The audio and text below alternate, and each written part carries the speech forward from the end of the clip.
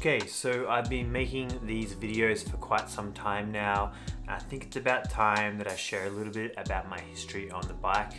So here is my mountain biking story. I grew up in the small country town of Castlemaine in central Victoria. It was no North Shore, British Columbia, but it did have its own thing going on for mountain biking. I raced a bit of cross country and downhill, and eventually I developed a real passion for bike trials. Here's me competing at some national level events and jumping on some hectic rocks.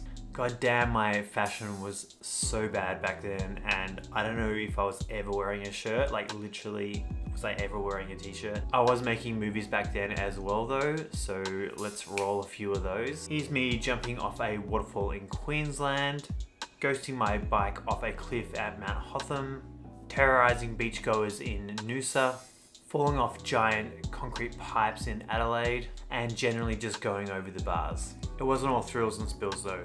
I eventually made it to the pointy end of the Australian trials scene.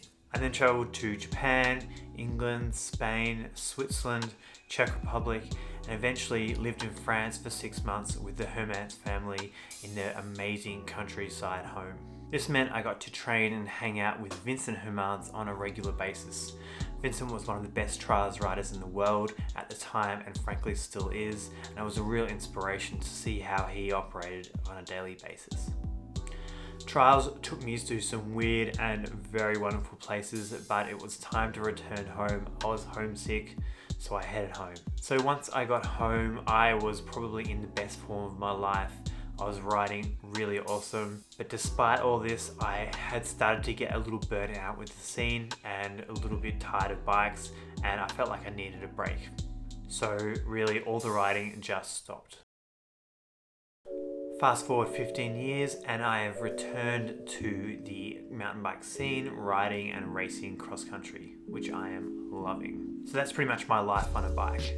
It might explain to you why I'm able to quickly negotiate trails while chatting away to you all while I'm doing it. The fundamental trial skills I learned as a young adult are holding me in great stead these days for anything technical or challenging. The basics of weight distribution, technique, and vision all contribute to me being able to push my cross-country bike to its absolute limits. So I'd love to start doing some how-to videos to show you how I apply my trial skills to my day-to-day mountain bike riding.